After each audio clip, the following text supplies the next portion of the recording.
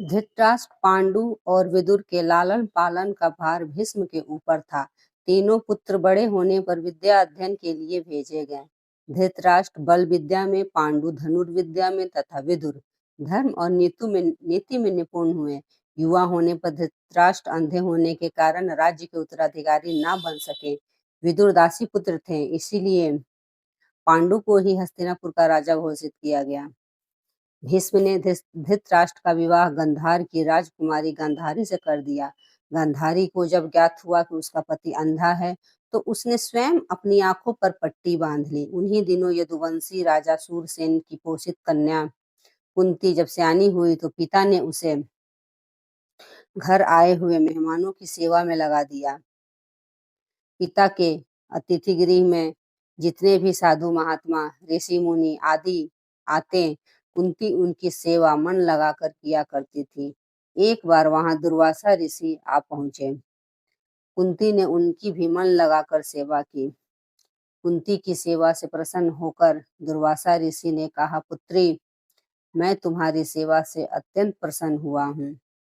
अतः तुझे एक ऐसा मंत्र देता हूँ जिसके प्रयोग से तू जिस देवता का स्मरण करेगी, वह तत्काल तेरे समक्ष प्रकट होकर तेरी मनोकामना पूर्ण करेगा। इस प्रकार दुर्वासा ऋषि कुंती को मंत्र प्रदान करके चले गए।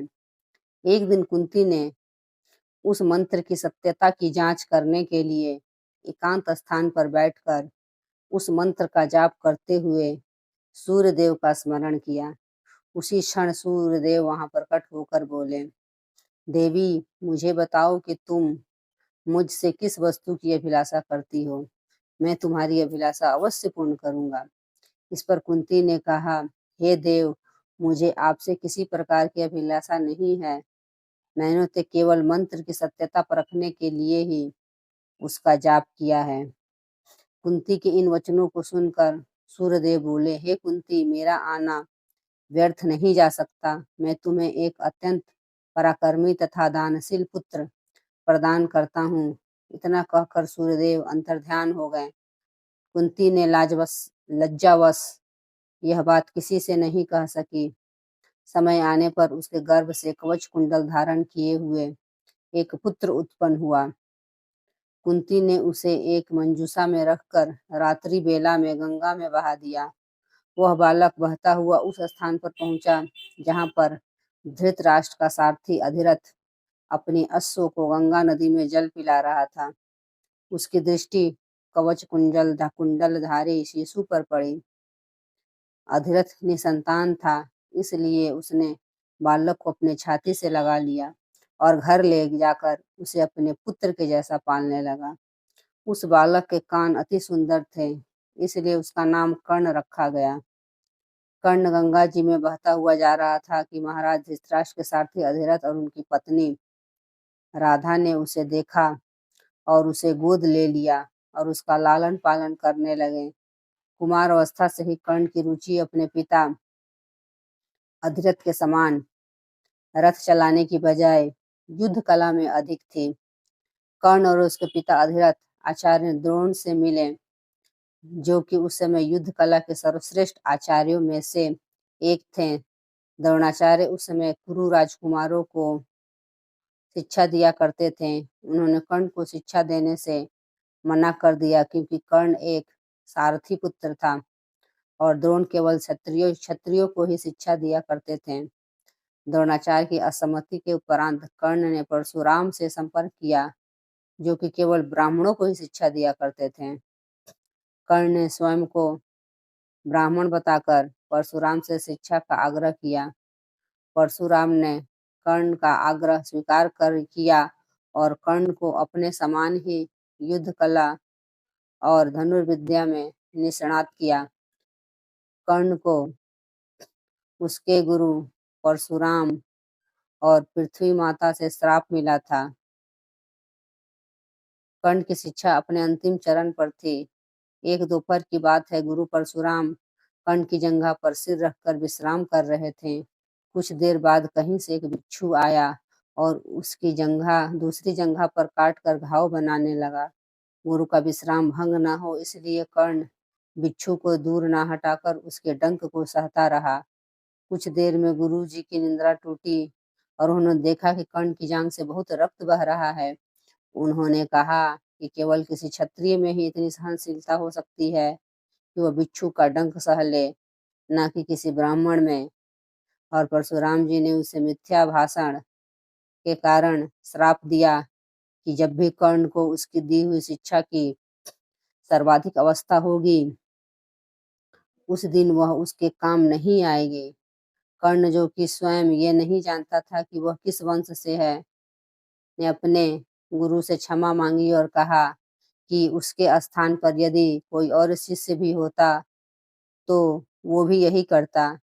यद्यपि कर्ण को क्रोधवश श्राप देने पर उन्हें ग्लानि हुई, पर वे अपना श्राप वापस नहीं ले सकते थे। तब उन्होंने कर्ण को अपना विजय नामक धनुष प्रदान किया और उसे ये आशीर्वाद दिया कि उसे वह वस्तु मिलेगी जिसे वह सर्वाधिक चाहता है। अमिट प्रसिद्धि। कुछ लोक कथाओं में माना जाता है कि बिच्छू के रूप में स्वयं इंद्र थे, जो उसकी वास्तविकता क्षत्रिय पहचान को उजागर करना चाहते थे। परशुराम जी के आश्रम से जाने के पश्चात कर्ण कुछ समय तक भटकता रहा। इस दौरान वह शब्द भेदी विद्या सीख रहा था।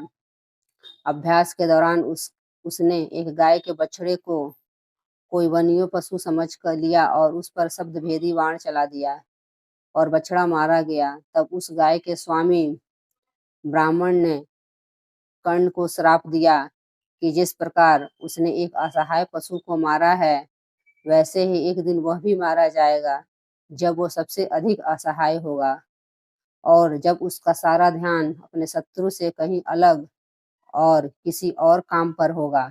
इस प्रकार कर्ण परशुराम का एक अत्यंत परिश्रमी और निपुण शिष्य बना। कर्ण दुर्योधन के आश्रम में रहता था। गुरु द्रोणाचार्य ने अपने शिष्यों की शिक्षा पूरी होने पर हस्तिनापुर में एक रंगभूमि का आयोजन करवाया। रंगभूमि में अर्जुन विशेष धनुर्विद्या युक्त शिष्य प्रमाणित हुआ। तभी कर्ण रंगभूमि में आया और अर्जुन के द्वारा किए गए कर्तव्यों को पार करके उसे द्वंद्व युद्ध के लिए ललकारा। तब कृपाचार्य ने कर्ण के द्वंद्व युद्ध को अस्वीकार कर दिया और उससे उसके वंश और साम्राज्य के विषय में पूछा, क्योंकि द्वंद्व युद्ध के नियमों के अनुसार केवल एक राजकुमार ही अर्जुन को, जो हस्तिनापुर का राजकुमार था, द्वंद्व युद्ध के लिए ललकार सकता था। तब कौरवों में सबसे ज्येष्ठ दुर्योधन ने कर्ण को अंगराज घोषित किया, जिससे वह अर्जुन से द्वंद्व युद्ध के योग्य हो जाए। जब कर्ण ने दुर्योधन से पूछा कि वह इसके बदले में क्या चाहता है, तब दुर्योधन ने कहा कि वह केवल ये चाहता है कि कर्ण उसका मित्र बन जाए। इस घटना के बाद महाभारत के कुछ मुख्य संबंध स्थापित हुए, जैसे दुर्योधन और कर्ण के बीच दृढ़ संबंध बने, कर्ण और अर्जुन के बीच तीव्र प्रतिद्वंद्विता और पांडवों और कर्ण के बीच वैमनस्य। कर्ण दुर्योधन का एक निष्ठावान और सच्चा मित्र था। यद्यपि वो बाद में दुर्योधन को खुश करने के लिए युद्ध क्रीड़ा में भागीदारी करता है, लेकिन वो आरंभ से ही इसके विरुद्ध था। कर्ण शकुनी को पसंद नहीं करता था और सदैव दुर्योधन से यही परामर्श देता था कि वो अपने शत्रुओं को परास्त करने के लिए अपने युद्ध कौशल और बाहुबल का प्रयोग करे, न कि कुटिल चालों का।